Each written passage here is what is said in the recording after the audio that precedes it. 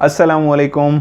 Of camera stories के एक new episode के साथ मैं हूं Mazhar Malik. Thank you so much and love you so much.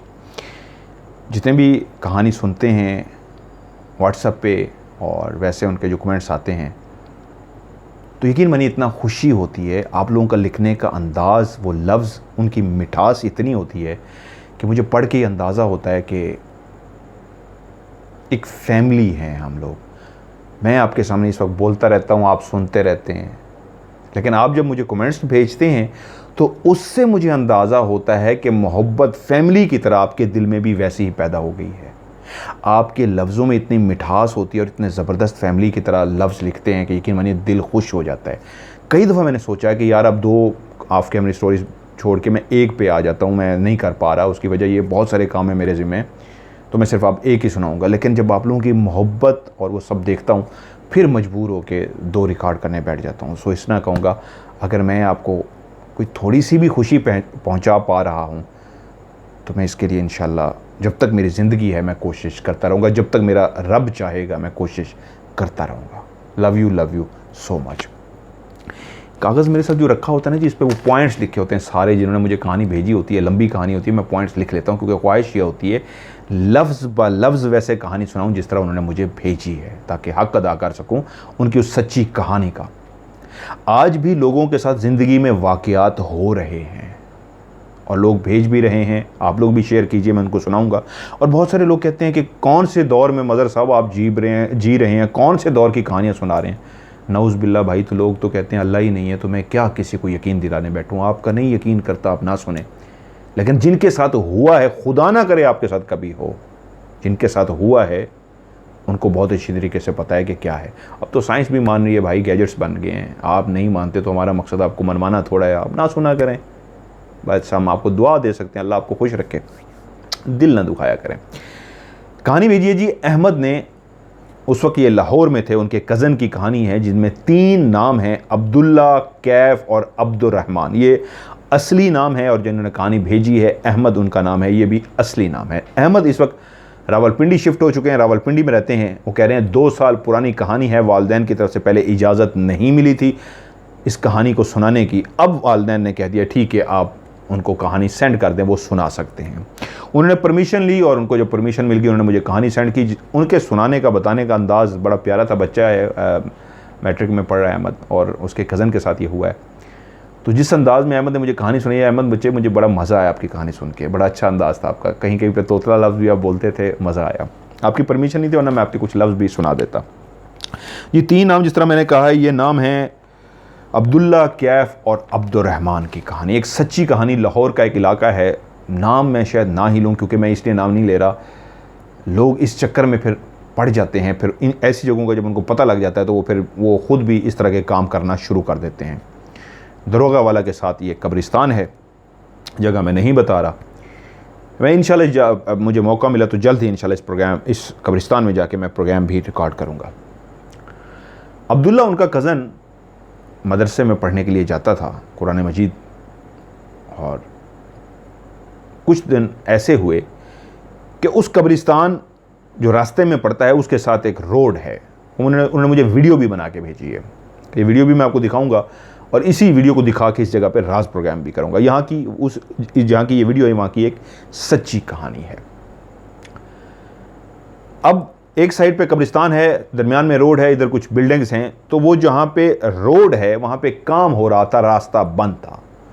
सो अब्दुल्ला को लाजमी मस्जिद पहुँचना था, कुरान मजीद पढ़ना था।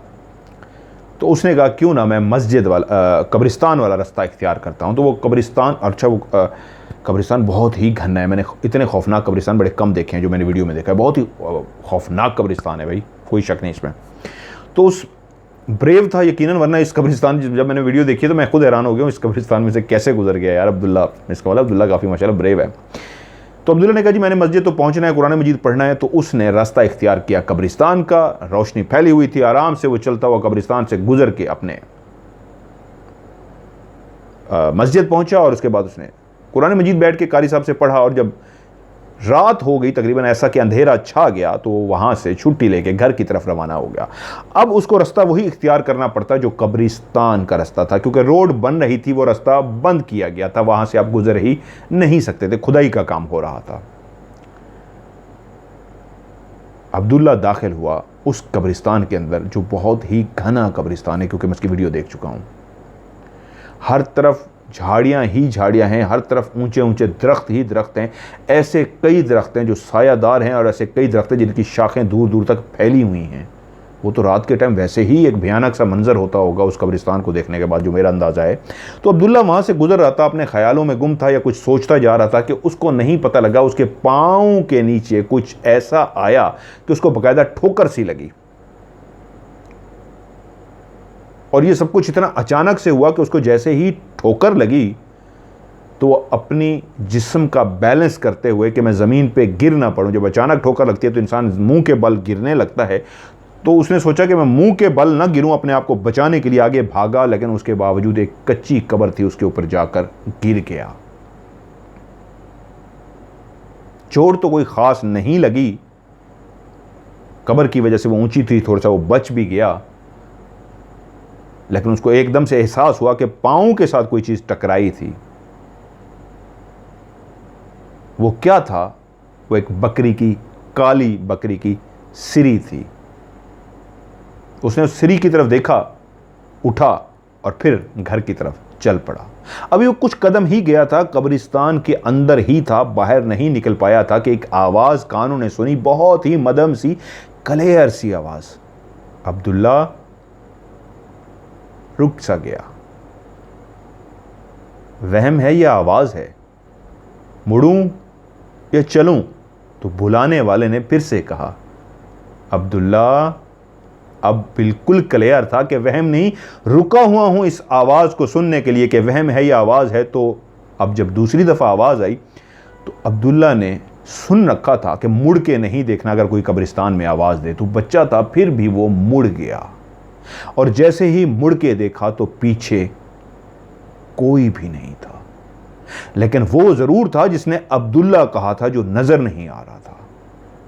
घबराया भी सही और तेज तेज चलना शुरू कर दिया, भागा नहीं। कब्रिस्तान की दीवार के करीब जैसे ही पहुंचा, अभी कब्रिस्तान के अंदर ही था, बाहर नहीं निकल पाया था, कि जमीन पे एक तस्वीर सी मिली उसको, छोटी सी एक तस्वीर सी थी। तस्वीर उसने हाथ में उठाई, देखा एक आंटी की, एक खाला की, एक बड़ी उम्र की औरत की तस्वीर। उसने कहा ये किसकी तस्वीर है? तस्वीर उठाई, बाहर चल पड़ा। जैसे ही बाहर निकला, थोड़ी दूर गंडेरी वाला रेडी लगा के गंडेरियां बेच रहा था। उसके पास गया, एक बच्चा सा था, उसकी मासूमियत थी। कहता है अंकल ये आपकी तो नहीं गिर गई? ये देखिए ये कोई आंटी की तस्वीर है, आपकी तो नहीं है। रेडी वाले ने तस्वीर को पकड़ा और तस्वीर को देख के यूं कहा, आंटी बेटा ये तो कोई लड़की है, किसी लड़की की तस्वीर है, आप तो कह रहे हो आंटी है। बेटा ये लड़की है, आंटी नहीं है। तो साथ ही एक लड़का जो खड़ा था, उस रेडी वाले ने उसको मुखातिब किया और कहा कि यार आप देखो भाई, ये आपको कोई आंटी नज़र आ रही है या लड़की? तो उसने तस्वीर को देखते ही कहा, ना ये आंटी है ना ये लड़की है, मुझे तो कोई लड़का नज़र आ रहा है। ये कहने की देर थी कि अब्दुल्ला से ने आगे बढ़ के उसके हाथ से एकदम से तस्वीर ले ली और फिर उसको गौर से देखा। तो अब वो उसको ना ही कोई आंटी, ना ही कोई लड़की, ना ही कोई लड़का नज़र आया, बल्कि एक छोटी सी बच्ची थी उस तस्वीर के अंदर जो उसको अब्दुल्ला को नज़र आई। एक लम्हे में अब्दुल्ला ने तस्वीर ज़मीन पर फेंकी और उसके बाद वो घबरा सा गया, दौड़ लगाई, घर पहुँचा। घर पहुंचते ही उसकी आदत थी पहले ही मोबाइल उठाता। ये कहानी है 2019 की, 2 साल पुरानी कहानी है। घर जाते ही उसने अपना मोबाइल उठाया और मोबाइल उठाती एक मशहूर हुई है गेम, में उसका नाम नहीं लूँगा, फायरिंग शायरिंग ये वो सारी दुनिया उसके पीछे पागल हुई है। उसने वही गेम, वो क्रेजी हद तक, वो पागल जुनून की हद तक खेलता था। उसने अपनी गेम उठाई और खेलना शुरू कर दी मोबाइल पर। साथ ही माँ की आवाज़ आई, अब्दुल्ला जाके तिक्के ले आओ मार्केट से। उसने कहा अच्छा अम्मी जी मैं ले आता हूँ। मोबाइल साइड पे रखा, कुछ देर बाद उठा और कंघा उठा के, ब्रश उठा के बाल संवारने लगा, शीशे के आगे खड़े होके। एक हाथ से कंघा पड़ा और दूसरे हाथ से जैसे ही यूं शीशे में शक्ल पे निगाह पड़ी, जैसे ही अपना ही चेहरा शीशे में नजर आया, एक हाथ जो यूं ऊपर जाने लगा था बाल संवारने के लिए, वो वहीं रुक सा गया। सांस थम सा गया, दिल की धड़कन बेतरतीब हो गई। और एक आवाज़ जो वहाँ मौजूद अहमद जिन्होंने कहानी भेजी उन्होंने भी सुनी और उसके साथ तमाम घर वालों ने सुनी। वो थी एक चीख जो बहुत ही भयानक चीख थी, और उस चीख के साथ एक आवाज़ मुसलसल जो आ रही थी, मुझे बचा लो, मुझे बचा लो, मुझे बचा लो। अहमद कहता है मैं भी अपनी अम्मी के साथ भागता हुआ उसी साइड पे गया, सारे घर वाले भागते हुए गए तो ये ज़मीन पे पड़ा था और इसने अपने मुंह को, चेहरे को छुपाया हुआ था और खौफनाक आवाज़ें निकाल रहा था और कह रहा था मुझे बचा लो, मुझे बचा लो, और अजीब सी उसके मुंह से आवाज़ें निकल रही थी। घर वालों ने फौरी तौर पे वहीं पे पढ़ाई शुरू कर दी, पढ़ना शुरू कर दिया, और उस पढ़ाई के नतीजे में देखा कि अब्दुल्ला को कुछ ना कुछ आराम आ रहा है। सारे पढ़ना शुरू हो गए, घबरा गए कि या अल्लाह खैर क्या हो गया है बच्चे के साथ। उसके बाद घर वालों ने उसको वहाँ से उठाया, उठाने के बाद बिस्तर पर लिटा दिया। पढ़ते रहे, थोड़ी सी तबीयत उसकी बेहतर हुई तो अब्दुल्ला ने कहा मुझे दूध पीना है। माँ भाग की गई, दूध का गिलास उसके सामने पेश किया और अब्दुल्ला ने एक ही सांस के अंदर घटाघट दूध पी लिया और कहा और चाहिए। माँ फिर भागी, दूध का गिलास लेके आई और अब्दुल्ला ने फिर उसी तरीके दूध पिया और कहा और चाहिए। यहां तक कि वो कहते हैं 8 से 9 गिलास अब्दुल्ला दूध के पी गया। जब तीसरी चौथी दफा उसने दूध मांगा तो माँ परेशान होने लगी। तो जो बाकी फैमिली वहां पे मौजूद थे उन्होंने इशारा किया छोड़ो छोड़ो, तुम दूध लेके आओ। तो माँ बेचारी बजाय कोई सवाल जवाब करती भागती हुई गई, दूध लेके आई, 8-9 गिलास पिए। और जब आखिरी दफा उसने दूध मांगा तो माँ ने आके कहा अब बेटा दूध खत्म हो गया, अब दूध नहीं है। उसके बाद अब्दुल्ला ने कहा मुझे नींद आ रही है, और अब्दुल्ला अपने बिस्तर पर सो गया। माँ रात सारी तड़पती रही, परेशान रही। बच्चा रात एक ऐसी हालत में था, माँ को एक तसल्ली ज़रूर थी कि बच्चे अमूमन डर जाते हैं। पढ़ाई करने से उसको सुकून भी आ गया था, लेकिन उसके दिल में यह था कि इतना दूध कैसे पी गया। सुबह हुई, माँ जो रात सारी बेचारी जागती रही थी, माँ एक ऐसी हस्ती होती है जो रात सारी ना भी सोए तो सुबह अपने टाइम पे उठ जाती है और अपने काम शुरू कर देती है। माँ उठी और अपने काम शुरू कर दिए। बेटा जो रात तकलीफ़ की हालत में सोया था उठा और बिल्कुल नॉर्मल था और माँ से कहा मुझे चाय पिलाएं। वैसे इतने छोटे बच्चों को चाय पिलानी नहीं चाहिए, लेकिन अक्सर मैंने देखा है घरों में ये आदत पड़ चुकी है। माँ ने कहा बेटा दूध तो नहीं है, सारा दूध तो रात तुम पी गए थे। तो अब्दुल्ला हैरान हो गया, मैं पी गया था? क्या मतलब? ने कहा तुमने रात 8 से 9 गिलास दूध के पिए, जितना भी घर में दूध था वो सारा तुम खत्म कर गए हो। तो अब्दुल्ला हैरान था इस बात पे कि माँ क्या कह रही है, मैंने इतना कैसे दूध पी सकता हूँ।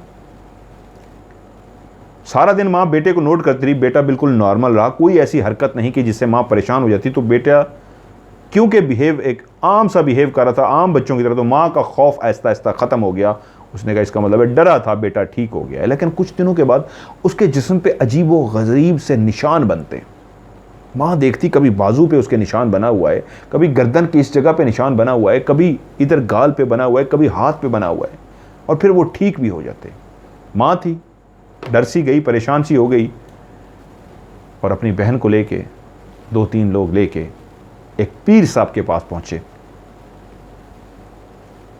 पीर साहब को कहा पीर साहब ये मामला है और ये सारा कुछ हुआ है। पीर साहब ने पूछा कब का वाकया है ये? उन्होंने कहा जी माह रमज़ान शुरू होने से तकरीबन 2019 में जो माह रमज़ान आया था, माह रमज़ान शुरू होने से कोई 8-10 दिन पहले का ये वाकया है कि इसने जो हमें बताया है कि मैं कब्रिस्तान गया था और इस तरह मैं डरा था, और उसके बाद रात को ये हुआ और सुबह उठ के ये बिल्कुल नॉर्मल हो गया। पीर साहब ने कहा शुक्र अदा करें कि इसने माह रमज़ान की वजह से इसकी बचत हो गई, क्योंकि अब इस वक्त जिस वक्त आप इसको मेरे पास लेके आए हैं, अब माह रमज़ान है, तो माह रमज़ान की बरकत की वजह से ये बच गया है, वरना इसका बहुत वो मखलूक नुकसान कर देती। इसको मुड़ के नहीं देखना चाहिए था, इसने मुड़ के क्यों देखा। हाँ, एक और बात भी माजरत में जो बताना भूल गया, अब्दुल्ला ने इत्र भी लगाया हुआ था, बड़ा तेज़ किस्म का। जब वो कब्रिस्तान से गुज़र रहा था और उसको ठोकर लगी थी काली बकरी की सिरी पे और नीचे गिरा था, तो उस वक्त उसने तेज़ कलर का इत्र भी लगाया हुआ था। तो पीर साहब ने कहा माह रमज़ान की बरकत की वजह से अब्दुल्ला बच गया है। खैर आप लोग घर जाइए, मैंने इस पे दम वगैरह कर दिया, बच्चा ठीक हो जाएगा। अब्दुल्ला पे दम कर दिया गया और माँ जब उसको लेके घर पहुंची तो कुछ दिन उसको नोट करती रही, और माँ को अंदाज़ा हुआ कि अल्हम्दुलिल्लाह अब्दुल्ला ठीक हो गया है। 4-5 महीने कोई सुकून से गुजरे, या शायद ज़्यादा टाइम, एक दिन ऐसा हुआ, सारे कज़न बाहर खेल रहे थे। अहमद जिन्होंने स्टोरी भेजी, कैफ और अब्दुर्रहमान। तो उसी लम्हे तेज़ सी हवा चलना शुरू हो गई, जो हवा चलते चलते आंधी का रुख इख्तियार कर गई। और इतनी शदीद आंधी आई कि वो कह रहे हैं कि हम आंखें नहीं खोल पा रहे थे, मट्टी थी जो आंखों में मुसलसल जा रही थी। तो उसी वक्त अब्दुल्ला घर से बाहर आ गया। वो इस अंदाज में बाहर आया कि उसकी आंखें खुली हुई थी और वो आसमान की तरफ मुसलसल देख रहा था।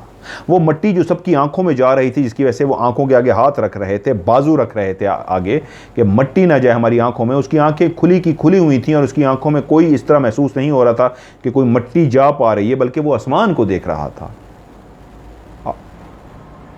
तो अहमद कहता है कि हमने मजाक में कहा, लगता है वो फिर आ गई है, वो चीज़ फिर आ गई। तो कैफ और अब्दुर्रहमान भी कहना शुरू हो गए, हाँ हाँ लगता है वो आ गई है, देखो इसकी आंखों में मट्टी नहीं जा रही। हम मजाक करना शुरू हो गए, लेकिन हमने देखा अब्दुल्ला को हमारी मजाक का भी कोई फ़र्क नहीं पड़ा और वो खड़ा आसमान की तरफ देखता रहा। वो जो आंधी मुसलसल आंखों में मट्टी डाल रही थी, उसको कुछ भी नहीं हुआ। और वो चलता हुआ जब अंदर चला गया तो हम तीनों परेशान थे कि यार ये क्या हुआ है, कहीं वाकई इसमें सचमुच में आ तो नहीं गई, हम तो मजाक कर रहे थे। अब्दुल्ला अंदर गया, आंधी रुक गई, बच्चे भी अपने अपने घरों को चले गए। उन दिनों कहते हैं हमारे जो चचा थे वो बाहर थे और चची घर में अकेली रहती थी। तो उस रात अब्दुल्ला चची के साथ उनके रूम में सो गया।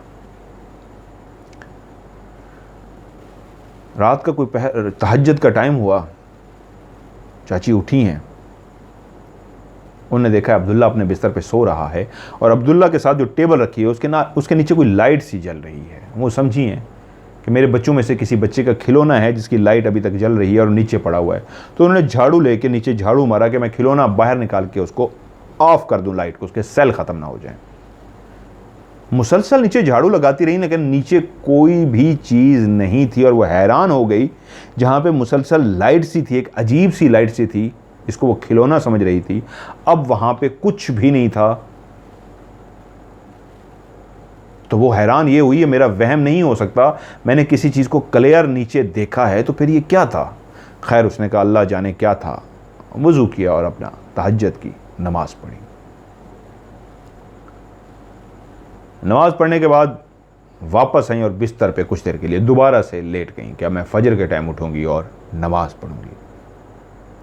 जैसे ही उन्होंने आंखें बंद की, अभी कुछ सेकंड ही हुए थे आंखें बंद किए हुए, कि उनको यहाँ माथे पे ऐसे किसी ने थप्पड़ सा मारा, जैसे माथे पे इस तरह के आगे कोई थप्पड़ सा मारता है। एकदम से आंखें खोल दी, अभी तो सोई थी, तो देखा सामने अहमद खड़ा है और हैरत इस बात की हुई, जो बिस्तर पे अभी सोया था इतनी देर में उठा भी और यहाँ तक मेरे बिस्तर तक पहुँच भी गया। और अहमद कैसे इस तरह बदतमीज़ी कर सकता है कि इस तरह हाथ माथे पे मारे। उसका लहजा, उसकी आवाज़ बदली हुई सी थी, वो अहमद लग नहीं रहा था। वो कुछ सोच में पड़ी थी कि ये क्या माजरा है, बात को समझने की कोशिश ही कर रही थी कि उसी खड़े हुए अहमद ने आगे यूं इशारा किया कि उधर शीशे में देखो। अब जिस अंदाज में अहमद खड़ा था, पीछे शीशा था, उसके आगे अब्दुल्ला खड़ा था, सॉरी अहमद कह गया। अब्दुल्ला इस अंदाज में खड़ा था कि पीछे शीशा था और उसके सामने वो खड़ा था। और एक अजीब सी भयानक सी आवाज़ जो उसने निकाली, जो समझ नहीं सकी उसकी चाची की ये क्या कह रहा है, लेकिन उस इशारे को समझ गई जो उसने किया था कि जो वो कह रहा था शीशे में देखो।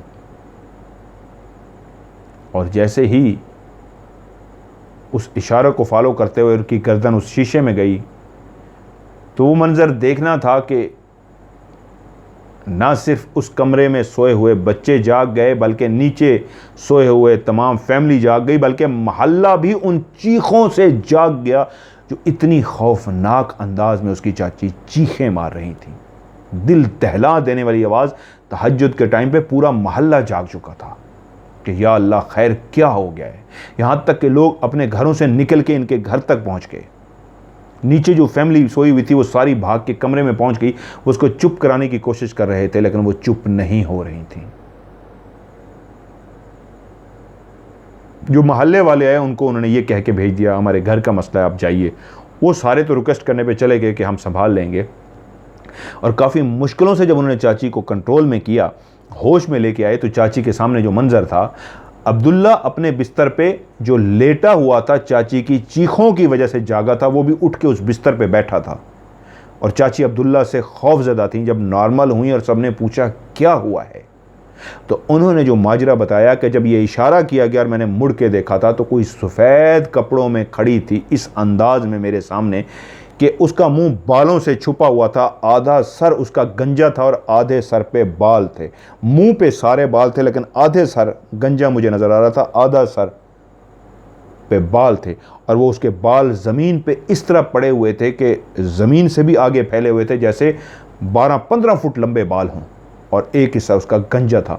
और उसके हाथ और उसके बाजू इतने खौफनाक काले स्याह और इतने भयानक थे कि मैं एक्सप्लेन नहीं करती। वो फिर बताते हुए खौफजदा हो गई। तो घर वाले समझ गए कि या तो कोई वाकई इनको कोई चीज़ नज़र आई है, या कोई ऐसा मंजर देख बैठी हैं कि इनके अवसान ख़ता हो गए हैं, या नींद में डरी हैं। और उनको एहसास हुआ ये नींद की कंडीशन नहीं है, वो सचमुच में डर चुकी हैं, उन्हें कुछ ऐसा देख लिया है। अहमद अपने बिस्तर पे बैठा हैरान सा था कि मैं तो सो रहा था। अहमद बार बार कह रहा हूँ माजरत के साथ। अब्दुल्ला अपने बिस्तर पे बैठा हुआ था और सारे घर वाले जब उसकी तरफ देख रहे थे तो हैरान होकर कह रहा था, मुझे तो किसी बात का पता ही नहीं, मैं तो सो रहा था। अब सारे घर वाले क्योंकि जाग चुके थे, कंडीशन ऐसी थी, मोहल्लों वालों को भी बाहर भेज दिया गया था। सारे सर झुकाए बैठे थे, या अल्लाह ये क्या हो रहा है इस घर में, किसकी नज़र लग गई इस घर के, या अल्लाह ये क्या माजरा है। वहीं पे उस चाची का एक छोटा छोटा जो बेटा था, तोतली ज़बान में बोलता था, उसने माँ से गुब्बारा मांगा, क्योंकि वो भी बच्चे भी जाग गए थे, सारे घर वाले जाग गए थे। तो उस बच्चे ने माँ से गुब्बारा मांगा। अब माँ जो पहली उलझी और परेशान बैठी हुई थी, बच्चे के 3-4 दफ़ा कहने पे क्या जवाब देती, उसने वो इशारा किया, वो पड़ा है, ले लो।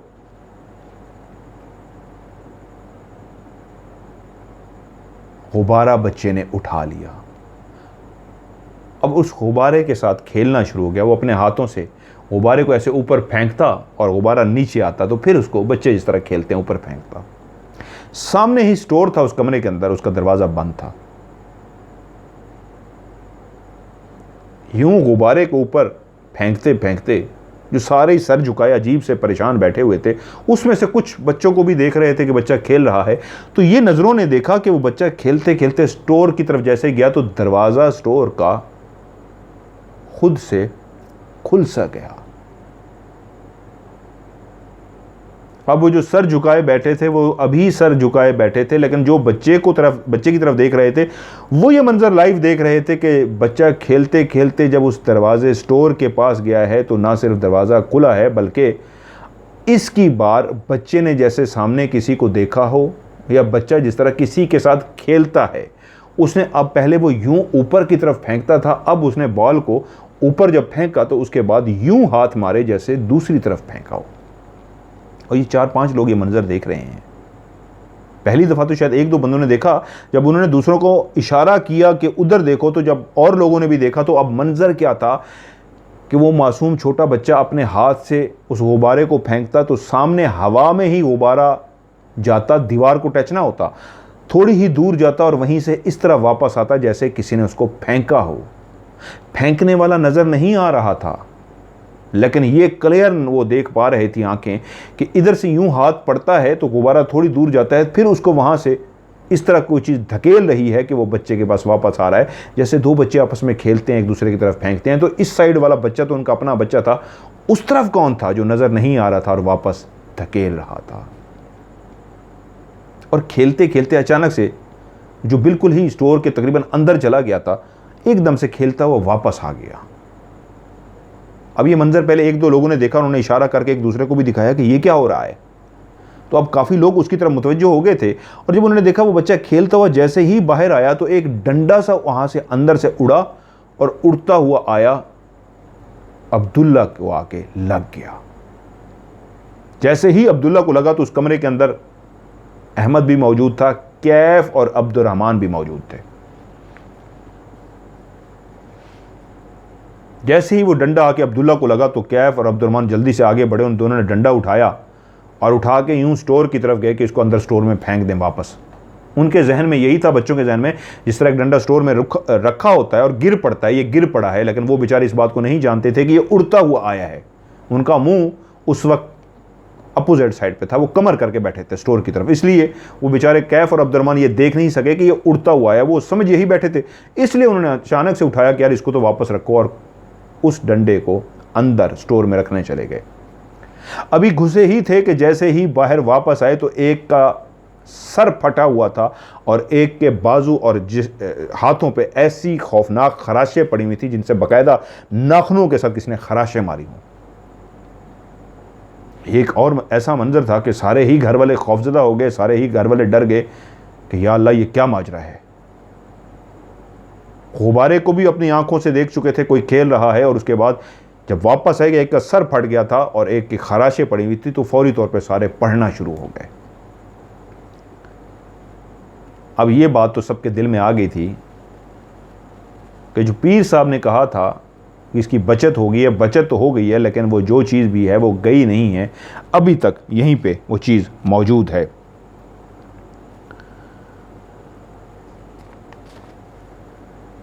अब सारे घर वाले खौफजदा तो थे, हल किसी के पास नहीं था, क्या करें। अब भी घर के अंदर एक्टिविटीज़ अजीबो गरीब सी हो रही थी। वो अब्दुल्ला जो हर वक्त गेमें खेलता रहता था अब बदल चुका था। अब उसका ध्यान गेम की तरफ भी नहीं था, अब वो अक्सर किसी से बातें करता रहता था। वो गुमसुम सा हो गया था, वो चुप चुप सा हो गया था। वो अब्दुल्ला जिसके बारे में मजाक में बच्चे उसको कह रहे थे आ गई आंधी के वक्त, अब वो बच्चे भी उससे बातचीत नहीं करते थे, सहमे सहमे से, डरे डरे से रहते थे, उससे दूर रहते थे, क्योंकि वो बच्चों की तरफ आता ही नहीं था। और अगर कभी बच्चों की तरफ आंखें खोल के देख लेता था तो उसकी आंखें इतनी भयानक होती थी कि बच्चे चीख मार के भाग जाते थे। घर वाले तलाश में थे कि कोई ऐसी हस्ती, कोई ऐसा पीर ढूंढ पाएं जिससे अब्दुल्ला का इलाज हो पाए। कैफ और अब्दुर्रहमान के वालिदैन भी परेशान हो गए थे। अब कैफ और अब्दुर्रहमान भी कभी कभी उलझे हुए से रहने लगे थे। पहले तो सिर्फ अब्दुल्ला था, लेकिन मजबूरी ये थी, जिंदगी तो गुजारनी थी, इन तीनों बच्चों को कहीं भेज तो सकते नहीं थे, और जब तक कोई इलाज करने वाला नहीं मिलता तो उसके साथ तो रहना था। तो वो इन तीनों के साथ तो फैमिलीज रह रही थी, लेकिन हरकतें और चीज़ें ऐसी हो रही थी कि फैमिली मुसलसल परेशान थी, लेकिन आदी होती जा रही थी। उन्हीं दिनों जो अहमद के वाले साहब थे वो बाहर मुल्क में सेटल थे, तो उन्हीं दिनों वो पाकिस्तान आए, और जब पाकिस्तान पहुंचे उनको सारे इन हालात का पता था। और एक दिन जब वो ऊपर से सीढ़ियां उतर के नीचे कोई चीज़ लेने के लिए, बैठक थी, बैठक से गुजर के स्टोर, साथ ही एक दुकान थी, उस स्टोर से कुछ लेने जा रहे थे, तो वो जैसे ही नीचे उतरने लगे तो उन्होंने देखा अब्दुल्ला बैठक के अंदर खड़ा हुआ किसी से बातें कर रहा है। तो उन्होंने सीढ़ियों से ही जब ये देखा तो आवाज़ लगी, अब्दुल्ला किसके साथ खड़े हो? अब्दुल्ला अपनी बातें करने में मसरूफ़ रहा, कोई भी उसने जवाब नहीं दिया। तो वो सीढ़ियाँ उतर के नीचे उतरे और सीधा बैठक की तरफ गए, और अंदर जाके देखा तो अब्दुल्ला खड़ा है और साथ कोई भी नहीं है। तो एकदम ने उन्होंने पूछा, किससे बातें कर रहे हो तुम? तो अब्दुल्ला ने गुस्से से उनकी तरफ देखा और सर नीचे कर लिया। वो चुप करके आगे बढ़े, बैठक के रास्ते ही बाहर निकले, स्टोर पे गए और जाके जो चीज़ें लेनी थी वो चीज़ें ली और चीज़ें लेके वापस आए। जैसे ही कुछ ही देर लगी उनको, जैसे ही घर में दाखिल हुए तो देखा अब्दुल्ला अब उस जगह पे नहीं है, कमरे में जा चुका है, खाली बैठक है। उसी बैठक से गुजरे और जैसे ही सीढ़ियाँ चढ़ने लगे तो उनकी निगाह जब पड़ी तो उनके औसान ख़ता हो गए। सामने उसी ही बैठक में एक बुज़ुर्ग खड़ा था जिसके सफ़ेद कपड़े से थे और वो मैले से थे। कपड़े सफ़ेद थे लेकिन वो मैले कपड़े थे, बिल्कुल एक इंसान जिस तरह होता है। उसकी भवें सफ़ेद थी, बाल उसके सफ़ेद थे, और उसके साथ एक छोटा सा बच्चा भी खड़ा था। वो भी मैले कुचैले से कपड़ों में था, उसने भी सफ़ेद से कपड़े पहन रखे थे। लेकिन उस बुज़ुर्ग का जहाँ पे नाक इंसान की तरह था, होंठ इंसान की तरह थे, बाल सफ़ेद इंसान की तरह थे, हाथ भी इंसान की तरह थे, आंखें इतनी खौफनाक और लाल थीं जो इंसान की तरह नहीं लग रही थीं, क्योंकि इतनी बड़ी बड़ी लाल सुर्ख आंखें इंसान की नहीं हो सकती। पूरा चेहरा इंसान के साइज़ का था, उसमें एबनॉर्मल चीज़ की थी, जो ऐसी एबनॉर्मल चीज़ जो थी वो उसकी आंखें थीं जो इतनी बड़ी थीं कि इंसानी आंख से 2 गुना ज़्यादा बड़ी आंख। अगर इंसान की आंख इतनी बड़ी है तो वो यूं समझिए डबल आंख की तरह बड़ी थी, और वो इतनी लाल सुर्ख कि बंदा कोई भी अगर देखे तो उसको हार्ट फेल हो जाए। जैसे ही अहमद के वालिद की उस बुज़ुर्ग पे निगाह पड़ी जो उसके साथ बच्चा भी खड़ा था, तो उसने अपनी जगह से बाकायदा जैसे कोई छलांग लगाता है, उसने एक छलांग लगाई 5 से 6 फुट की, क्योंकि जैसे ही अब अहमद के वालिद की उस बुज़ुर्ग पे निगाह पड़ी जिसके साथ एक मैले कुचैले कपड़ों में बच्चा भी खड़ा था, और मैले कुचैले कपड़ों में वो बुज़ुर्ग भी खड़ा था जो बहुत ही भयानक सा था, और उसका रंग काला स्याह था, बाल सफ़ेद थे, रंग काला स्याह था बच्चे का भी। लेकिन इतना अहमद के वालिद को भी पता लग गया था ये कोई इंसान नहीं है जिसकी आंखें इतनी भयानक और चेहरा इतना काला स्याह है। वहीं पे जब उसने कुछ कदम छलांग सा मारा 5-6 फुट का अहमद के वालिद की तरफ, तो अहमद के वालिद खौफज़दा हालत में जो शापर उनके हाथ में था वहीं सीढ़ियों पे डाला और भागते हुए ऊपर कमरे में चले गए। और जैसे ही अपने कमरे में गए जाके उन्होंने कुंडी लगाई और खौफज़दा होकर कांपना शुरू हो गए। सामने कुरानी आयात जो लगी हुई थी उनको देखा और उनको मुसलसल पढ़ना शुरू हो गए और ऊंची ऊंची आवाज़ में तिलावत करना शुरू हो गए। अब वो जो भागता हुआ छलांग लगाता हुआ उनके पीछे आया था, अब वो कहीं रुक गया था। अहमद के वालिद अंदर कुंडी लगा के कमरे में तो बैठे थे, लेकिन खौफज़दा हालत में सोच यही रहे थे अभी दरवाज़ा कोई नॉक करेगा, धक धक धक, दरवाज़ा खोलो, ये आवाज़ आएगी। ऊंची आवाज़ तिलावत करने के बावजूद खौफ कम ना हुआ, लेकिन अच्छा ये हुआ कि किसी ने भी दरवाज़ा नॉक नहीं किया। जो भाग के पीछे छलांग लगा के आने की कोशिश कर रहा था वो वहीं पे रुक गया। तिलावत करते करते कब उनकी वहीं पे आंख लग गई, बेहोश से हो गए, उनको पता ही ना चला। जब उनकी आंख खुली तो उन्होंने देखा वो इस अंदाज में बिस्तर पे पड़े हैं कि उनको याद आ गया कि उनके साथ क्या मंजर गुजरा था और किस तरह वो डरे खौफज़दा हुए यहाँ पे आए थे। उठे और वॉशरूम जाने लगे। जैसे ही वॉशरूम का दरवाज़ा खोला तो किसी ने उनकी गर्दन दबा दी, और गर्दन इतनी ज़ोर से दबाई गई कि उनको सांस आना मुश्किल हो गया, और उनके कानों ने आवाज़ भी जो सुनी जो वो हाथ का वो महसूस कर रहे थे, जिसके नाखून थे बड़े बड़े थे, काले स्याह हाथ थे जो उनकी गर्दन के अंदर पड़े हुए थे और दबाते ही जा रहे थे। तो गुस्से में एक भारी भरकम सी जो एक आवाज़ आई वो ये थी कि हम और अब्दुल्ला बातें कर रहे थे और तुमने हमारी बातों में हमें डिस्टर्ब किया, तुम्हारी बातों की वजह से अब्दुल्ला अंदर चला गया, हम तुम्हें नहीं छोड़ेंगे। ये एक ऐसी गरजदार, ऐसी भयानक, एक ऐसी खौफनाक सी आवाज़ थी कि वो जो पहले ही परेशान से थे वो और डर गए। लेकिन क्या करते कि हाथ काले स्याह जिनके बड़े बड़े नाखून थे वो गर्दन को और दबाते जा रहे थे जैसे मार ही डालेंगे, लेकिन जोर लगा के उनके मुंह से कुरान की आयत निकल ही गई। आधा जिस्म बाथरूम के अंदर था और गर्दन बाथरूम के बाहर जिसको किसी ने दबाया हुआ था। वहीं पे जब उन्होंने अपने रब का कलाम पढ़ा तो हाथ आहिस्ता आहिस्ता ढीले होने शुरू हो गए, और जैसे जैसे हाथ ढीले होते गए तो वो और पढ़ते गए। उनको इतना अंदाज़ा हो गया ये पढ़ाई ही मुझे बचाएगी, इस पढ़ने की वजह से ही हाथ ढीले हुए, अगर मैं ना पढ़ता तो ये मुझे मार देते। और उसके बाद वो दोबारा से बेहोश हो गए। घर वाले पहुँचे, उनको होश में लाए, और जब सारी सूरत हाल उन्होंने बताई कि इस तरह मैंने एक बुज़ुर्ग को देखा है, और वो बुज़ुर्ग नहीं था, कोई जिन था जो इंसानी रूप में मौजूद था, और उसके साथ एक बच्चा भी था, और इस तरह उन्होंने मेरी गर्दन दबाई और मुझे कहा है कि तुमने खलल डाला है हमारी बातों में, इसलिए हम तुम्हें ज़िंदा नहीं रहने देंगे। अब घर वाले सर जोड़ के बैठ गए, क्या हल किया जाए, इसका तो हल करना पड़ेगा, वरना तो ये पूरी हमारी फैमिली को इस तरह, क्योंकि वहीं पे कैफ और अब्दुर्रहमान के वालिद भी बोल पड़े, अब्दुल्ला का तो मसला था ही था, हम तो कैफ और अब्दुर्रहमान की वजह से भी परेशान हैं, और अब चौथा केस ये हो चुका था। वहीं पे फैसला किया कि अब देर न की जाए, कहीं ना कहीं से भी किसी भी पीर फ़कीर को, अल्लाह के नेक बुज़ुर्ग को ढूंढा जाए और इसका हल किया जाए। ढूंढते ढूंढते उसी गली का एक जो इमाम मस्जिद साहब थे उन तक पहुँचे और उनसे जाके रब्ता किया और उनको कहा कि इस तरह मामला, हमारी हेल्प कीजिए। उन्होंने कहा ठीक है, आप मुझे ले चलिए। जब वो घर आए हैं, उन्होंने अब्दुल्ला को देखा है तो उन्होंने देखते ही कहा नहीं, इसकी ताकत इतना ज़्यादा है कि मैं चाहूँ भी तो कोई भी मदद नहीं कर सकता सिवाय इसके कि जो बड़े हमारे पीर साहब हैं वो जब आएंगे वो इसकी मदद कर सकते हैं। तो घर वालों ने बताया कि हालात तो ये पहुंच चुके हैं, इमरजेंसी इतनी हो चुकी है कि किसी वक्त किसी और का भी नुकसान हो सकता है, तो मेहरबानी करें। उन्होंने कहा जी मैं राब्ता करता हूँ, जितनी जल्दी हो सकता है मैं उनको बुलाता हूँ। राब्ते की कोशिश की गई, उनको सारी स्टोरी बताई गई, तो उन्होंने कहा ठीक है जी हम आते हैं। और आखिरकार पीर साहब घर पहुँच गए। पीर साहब आए, जब उनको सारी कहानी और सारी बात बताई गई तो पीर साहब ने सारे घर को देखा और उसके बाद कहा आप लोग हौसला रखिए, रब का कलाम बहुत ही ताकत रखता है, मैं अपनी पूरी कोशिश करूंगा कि मामला हल कर लूं। अब्दुल्ला की उन्होंने आंखों में आंखें डाल के देखी और कुछ पढ़ते रहे। उसके बाद इतना देखने वाली आंखों को भी अंदाज़ा हो गया कि पीर साहब कामिल तो हैं लेकिन पीर साहब भी काफ़ी जतन कर रहे हैं, काफ़ी कोशिश कर रहे हैं, क्योंकि जो भी शक्ति, जो भी ताकत मौजूद है वो वाकई बहुत ही ज़्यादा ताकतवर है।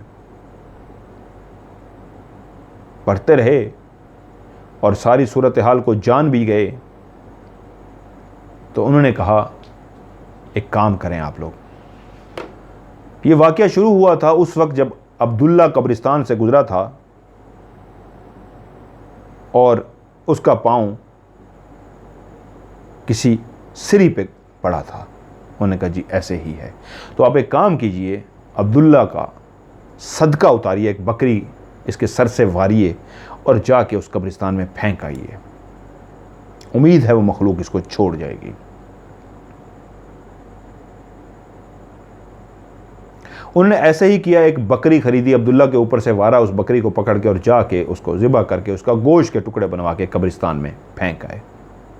लेकिन अगली ही सुबह घर वाले और परेशान हो गए जब अब्दुल्ला को तेज़ बुखार हो गया। अब्दुल्ला और शदीद बीमार हो गया और जब 2 दिन वो तेज़ बुखार में पड़ा रहा तो पीर साहब के पास पहुंचे और कहा तबीयत तो उसकी बिगड़ती जा रही है, सदका फेंकने की वजह से हालात और ख़राब होते जा रहे हैं, तो आप मेहरबानी कीजिए दोबारा से तशरीफ़ ले आइए। पीर साहब दोबारा से वहाँ पर पहुँचे।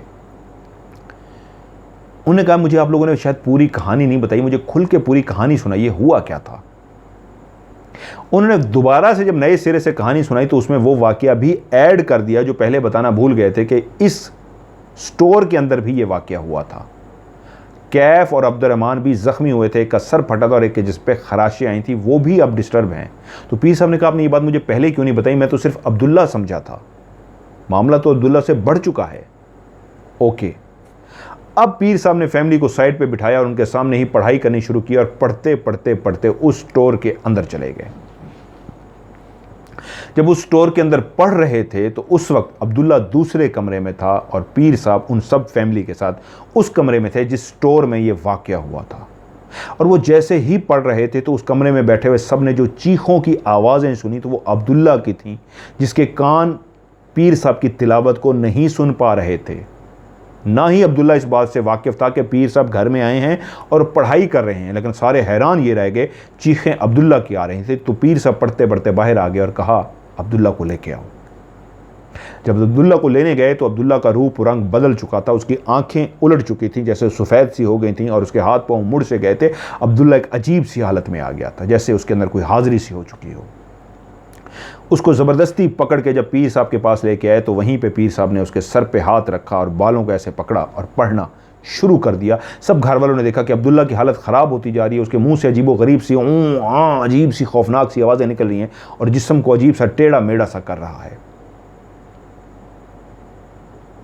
काफ़ी देर पढ़ाई करने के बाद वो खामोश हो गए, अब्दुल्ला भी खामोश हो गया। तो पीर साहब की गरजदार सी आवाज़ आई, कौन हो तुम? दूसरी तरफ खामोशी रही। पीर साहब ने फिर वही रिपीट किया आवाज़, कौन हो तुम? तुम जो भी हो सामने आओ, नहीं तो मैं इतना पढ़ूंगा कि तुम्हें मैं जलाकर भस्म कर दूंगा, मैं तुम्हें जला दूंगा। इसलिए मैं तुम्हें आखिरी दफ़ा कह रहा हूं, तुम जो भी हो मेरे सामने आओ। और उसी वक्त घर वालों ने भी और पीर साहब ने जो एक आवाज़ सुनी, एक भारी भरकम सी आवाज़ थी, और ये वही आवाज़ थी जो अहमद के वालिद ने भी बाथरूम में जब उसका गर्दन दबाई गई थी सुनी थी। गरजदार एक मोटी भारी भरकम सी आवाज़, वही आवाज़ सब घर वालों ने सुनी।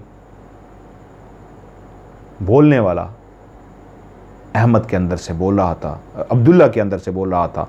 ये अब्दुल्ला की आवाज़ नहीं थी, एक बच्चे की आवाज़ नहीं थी, एक बड़ी उम्र के भारी भरकम सी एक आवाज़ वाले बंदे की आवाज़ थी।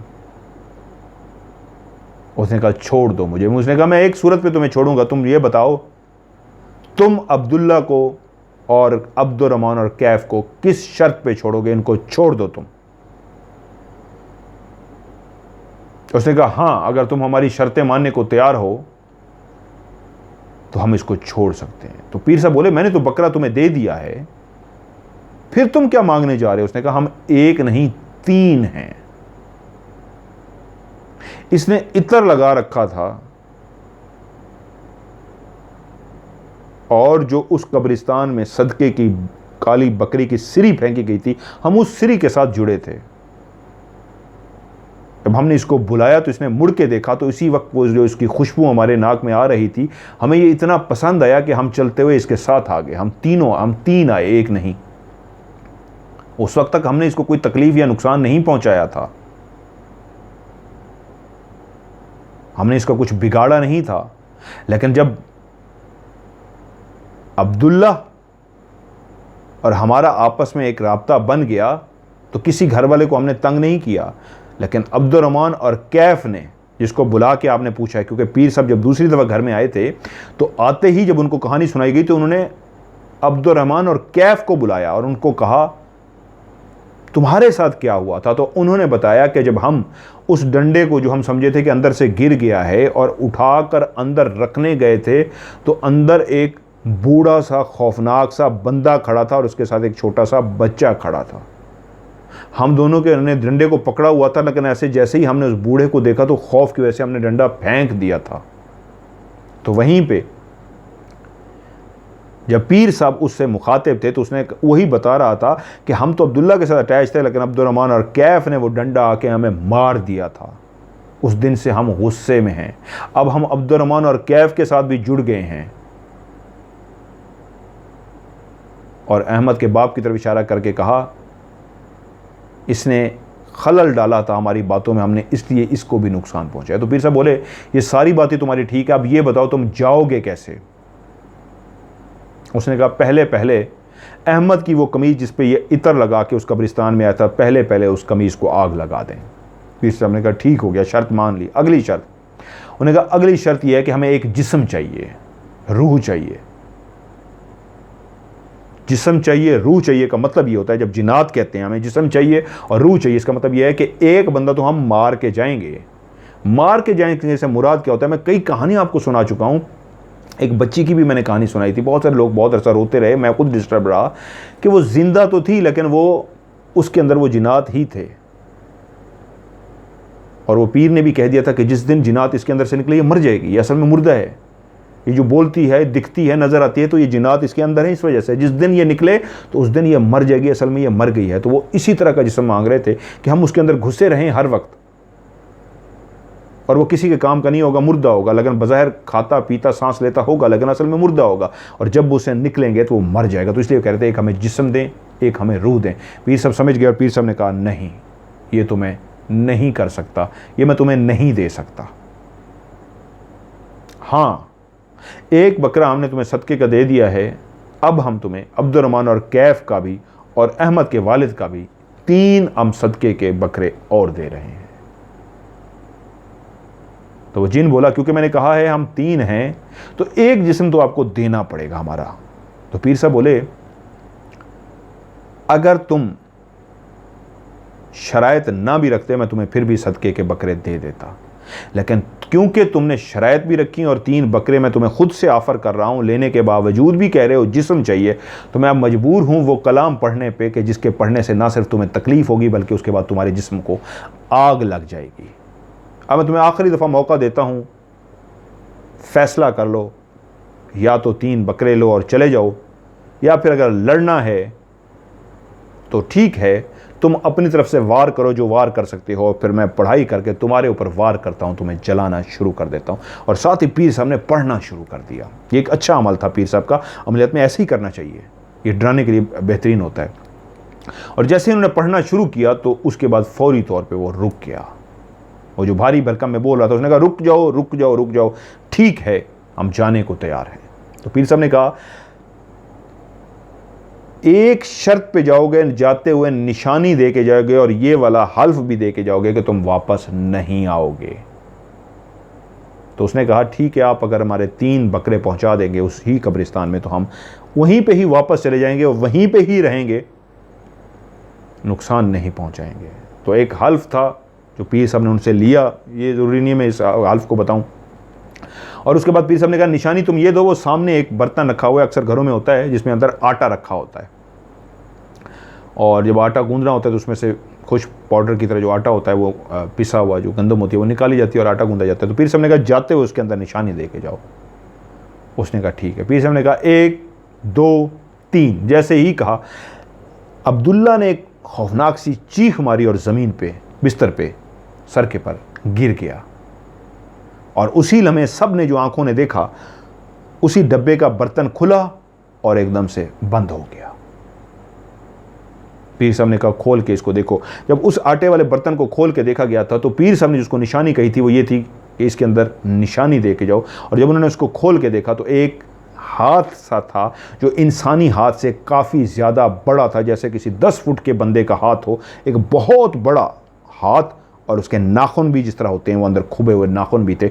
उसका पंजा सा बना हुआ था, निशान सा बना हुआ था जो वो जाते हुए मखलूक दे गई थी। पीर साहब ने पानी मंगवाया, छींटे मारे, अब्दुल्ला को होश में लाया गया और जब अब्दुल्ला उठा तो अब्दुल्ला अपनी ही आवाज़ में बोला, बिल्कुल ठीक हो चुका था।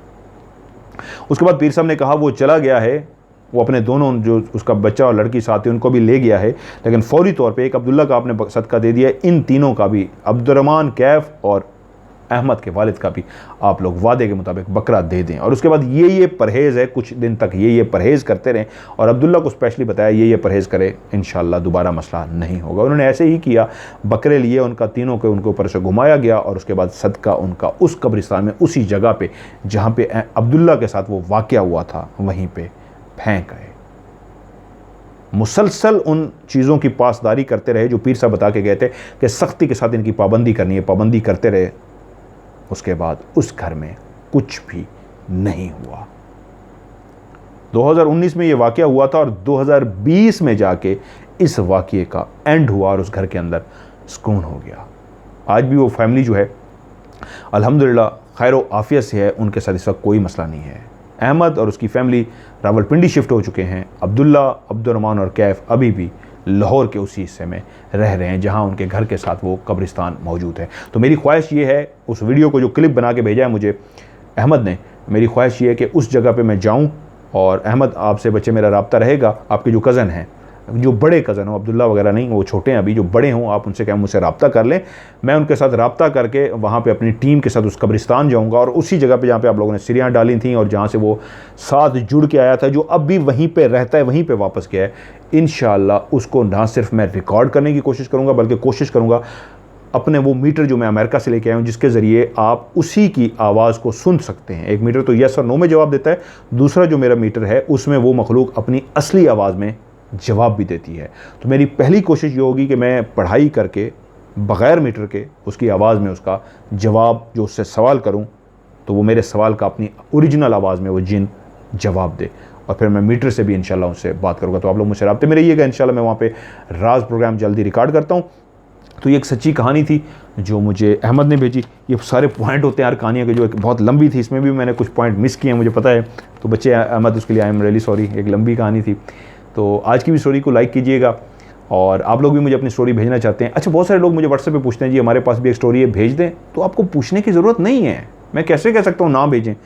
जिन लोगों ने भी आज तक मुझसे पूछा जी हम अपनी स्टोरी भेज दें, तो मैं आगे से लिखता हूँ जी बिल्कुल भेज दें। तो मैं खुद ही आपको कहता हूँ आप लाजमी भेजिए, मुझसे पूछिए नहीं कि जी हम कहानी भेज दें, नहीं, आप लाजमी अपनी कहानी मुझे भेज दीजिए। इंशाल्लाह थोड़ा सा अरसा ज़रूर लगेगा क्योंकि काफ़ी कहानियाँ पीछे पहले से जो आई हुई थी, उसके बाद आपका नंबर ज़रूर आएगा। ये मत सोचिएगा कि मैंने अभी तक कहानी पढ़ी नहीं आपकी या सुनी नहीं तो अभी तक आई क्यों नहीं, इसलिए कि आपसे पहले भी कुछ लोगों ने भेजी हुई है, पहले उनकी शामिल होगी, फिर आपकी 100% गारंटी से कह रहा हूँ शामिल ज़रूर होगी। सो आप लोग भी मुझे अपनी कहानी सेंड कीजिए, आवाज़ की सूरत में वॉइस मैसेज रिकॉर्ड करके भेजिए या फिर लिख के भेजिए, लेकिन एंड पे लफ्ज़ स्टोरी उर्दू में या इंग्लिश में लाजमी आपने लिखना है। और मेरा नंबर है +9231365550। रिपीट कर देता हूँ, +9231365550। और जो पाकिस्तान से भेजेंगे वो डायरेक्ट नंबर मिलाएंगे 0313665550।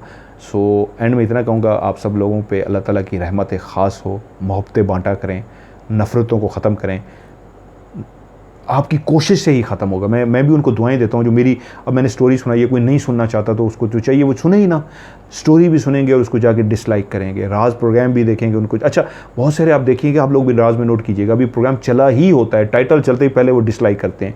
तो मैं दुआ करता हूँ, आपसे भी कहता हूँ, अल्लाह ताला इन लोगों को हिदायत दे कि ये नफ़रत करना ख़त्म करें। ये नहीं कि मेरी करें, डिसलाइक करें, आगे भी करें, मैं उनको मना नहीं कर रहा मेरे प्रोग्राम को डिसलाइक ना करें। अल्लाह उनको ये हिदायत दे कि उनके अंदर मोहब्बत पैदा हो, वो नफ़रतों को ख़त्म करें, वो भी मोहब्बतें करें। सो आप लोग तो मोहब्बतें कर ही रहे हैं, इसलिए तो हम कहते होते हैं लव यू सो मच। इस पैगाम को आगे फैलाइए, मोहब्बतों को बांटिए। हम सबको अल्लाह ताला अपनी हिफ्ज़ व अमान में रखें। अपना ढेर सारा ख्याल रखिएगा। खुदा हाफ़िज़।